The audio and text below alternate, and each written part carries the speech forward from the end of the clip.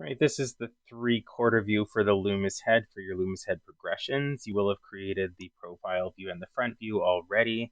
We're going to be looking at a 3/4 turn, which is a turn that is partially facing the viewer and partially looking off to the side. All of the steps in this process are the same. So you're first going to fold your paper into 12 equal boxes. So that is 2 horizontal folds in the same direction, and then folding that vertical strip into 3 equal sections. When you open it up, you should have 12 boxes. You're going to label these with the labels that are found inside the booklet on the 3rd page. So this is the same process as the other one before. Again, you will need 2 different colored pencil crayons for this. So in the first box, we are going to start with the cranial mass. So again, those cranial masses, get good at drawing good circles. The better your circles are, the more accurate proportions will be. So this is a cranial mass. In box number 2, you're going to draw that exact same thing using your other color. So we're starting with that cranial mass, and then we were going to add in the side plane. Now the side plane of the head is going to be approximately half the width of that circle and be tangential to the outside of the rim here. Okay. It should come approximately to the middle of your circle. And this is like that apple that is being cut, right? We're cutting off both sides of that apple. So this is the front facing side, the side that is closest to us. We also need to go across and cut off the other side of this sphere as well. And so there should be a subtle curve on the other side there. So we're imagining we're seeing through that sphere, and we can see what is happening on the other side of the face. Okay. In box number 3, we're redrawing that information again. So cranial mass, side planes. It should be taller than it is wide. I'm coming straight across and marking where my side planes are and cutting off that other part of the sphere there as well. So in box number 3, we're going to add that brow line, and the brow line never changes in any of these. It is always that horizontal line that cuts straight through the center of the sphere. In box number 4, redrawing all that information, cranial mass, side plane, brow line, and here we are adding in the nose line, which comes across the bottom of the side planes. Redrawing that information in box number 5, cranial mass,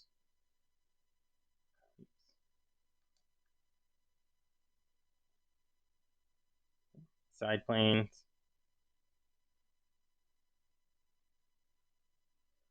brow line, nose line, and we are going to add in the chin line.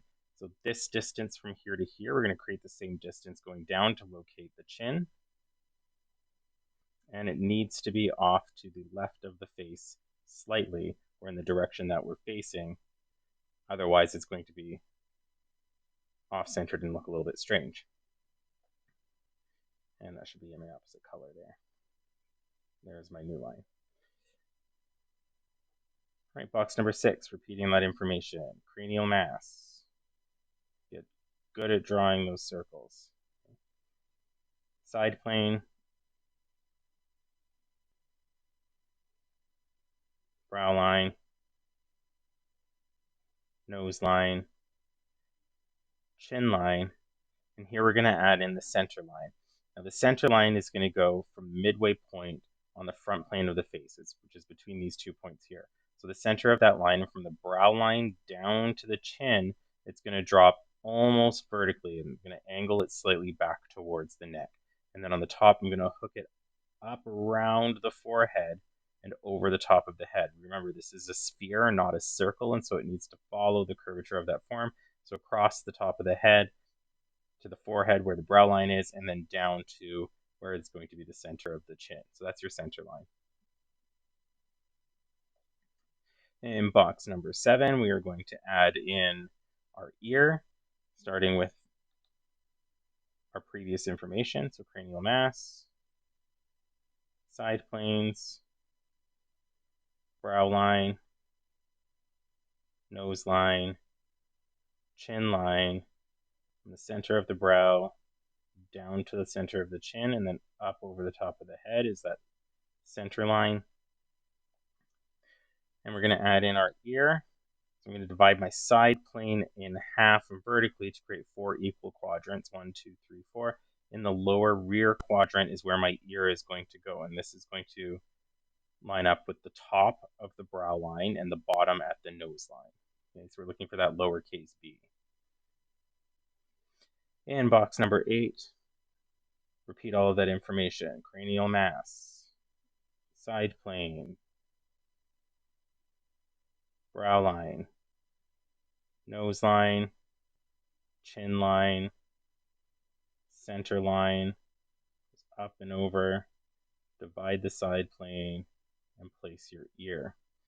Here we're adding in the far side of the face and that front plane separation or delineation. So we're going from here, from the corner of the brow, down to where the corner of the chin will be. And this is very important. Don't connect it to this point here. Okay, we don't want to connect it to the point of the chin. The chin has width, so you need to make sure that you're establishing what the width of that chin is going to be. And then I'm going to connect the far side of the face into that chin. So from the brow line, creating a curve down to the corner of the chin. And then I'm going to go from the corner of the chin with my S curve up to the corner of the ear, going around the mouth and then over the top of the ear. Remembering again that where this line crosses the side plane is where the cheekbone is. So make sure that it's up high enough between the brow line and the nose line that it's going to be appropriately located. All right, box number 9, we're adding in that jaw. So again, cranial mass, side plane, brow line, nose line, chin line, center line, going up and over. Divide that side plane, add in the ear, establish how wide your chin is going to be. Go from the brow line to the corner of the chin on the far side of the face, and then that S curve up over to the top of the ear. Here we're adding in the jaw. The jaw is going to go from below the ear, extend down a little bit, and then we're adding in that J line. So there's a smooth transition from the corner here into where it connects to the bottom of the chin. We shouldn't see a hard angle there. There should be a smoother transition. In box number 10, you're going to add in the hairline, cranial mass, side plane, brow line, nose line across the bottom of the side planes, chin line is equidistant down. From the center of the brow line, dropping down to find the center of the chin, and then up over the cranial mass for the center of the forehead. Dividing the side plane into 4 equal quadrants and dropping the ear in the lower rear quadrant. From the corner of the brow to the corner of the chin on the far side of the face to separate that from the background. The corner of the chin with that S curve over the top of the ear to delineate, and then dropping that jaw down with a smooth curved line to create the jaw. Now in here, the hairline is going to go across the top of the side planes. So here's where my hairline is going to go. And I'm going to bring it back and up. And then it's when I get to the side plane, I'm going to angle it back down towards the ear. And I'll put that in red here so it stands out a little better. So across, and then I'm coming back down towards the ear. Okay, same with on the other side. Can't see the ear on the other side, but it is going to hook around and curve. So if I imagine this going through, it's going to curve back down in this direction here. Okay. Now the final line that we're doing here to actually add to the Loomis head is the neck. So cranial mass, side plane, any smooth ovals. You shouldn't have any corners on the inside here. Brow line, right through the center, nose line, across the bottom of the side plane. I did forget to chop off that far side of the head there, so I need to go back and add that in. Chin line equidistant down from the center of the brow down to the center of the chin, and then up over that cranial mass. From the brow line down to the corner of the chin for this far side, side plane, Adding in that ear, from the corner of the chin around the mouth, then up over the ear to separate the side plane from the front plane, dropping that jaw down slightly before curving it into the corner of the chin. Okay. Hairline goes across the front of the face. When it gets to that side plane, I'm going to angle it back down towards the ear. Now, when I'm adding in the neck here, I need to remember that there is a bunch of flesh and skin on the bottom of the mouth that prevents your tongue from falling down in front of your neck. And I have to include that when I'm putting in my neck. So I'm not going to start my neck over here. I'm going to start the neck over here. Okay? I'm going to come back in towards the head and then angle down. And same with the back of the neck. I'm going to start behind the ear and I'm going to angle down. Remember that the head leans forward of the body. It doesn't sit directly above it. And so that's the neck there. In box number 12, you're going to add in some of the shading to show your understanding of the forms. So again, on here, drawing all of those shapes now. So cranial mass, side plane, brow line. That's not in the right place. I'm going to move that up just a little bit, right through the center. There we go. Nose line across the bottom of those side planes. I'm going to bring that side plane down a little bit more so it actually matches up. Chin line, center line, up and over the top. Divide that side plane. The ear is going to go in here. Bringing that side of the head from the brow bone right down to the corner of the chin, then the corner of the chin around the mouth and up over the ear, crossing that side plane where the temple, or sorry, where the cheekbone is going to be. Bringing the jaw down from the ear and then curving it and bringing it to the corner of the chin. Hairline goes across the top of the side planes. When it hits that side plane, it's going to turn a corner and go down towards the ear. Neck is going to start on the far side of the chin, angle back and down before it makes that sharp turn to go into the neck. So that's the head in the 3/4 view. Now the planes that we're seeing on here, again, we're always thinking of this as a sphere and a modified cube with a cylinder as the neck. So if I'm looking at where those are, my top plane is the top of the head here. Okay. The left plane of the cube is just the front plane of the face, so I'm not including that side plane or that jaw.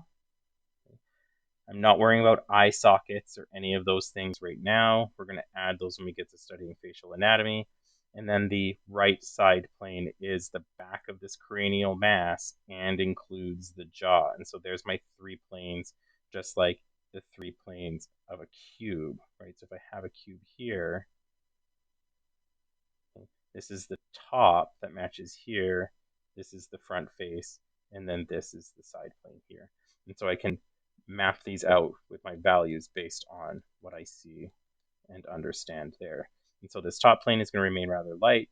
This side plane is going to get much darker values on it. I think this side will have mid-tone values.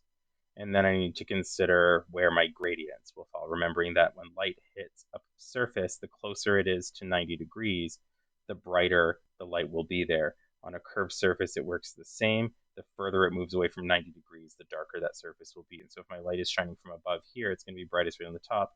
And as it moves away from 90 degrees, it is going to become a duller or less intense light.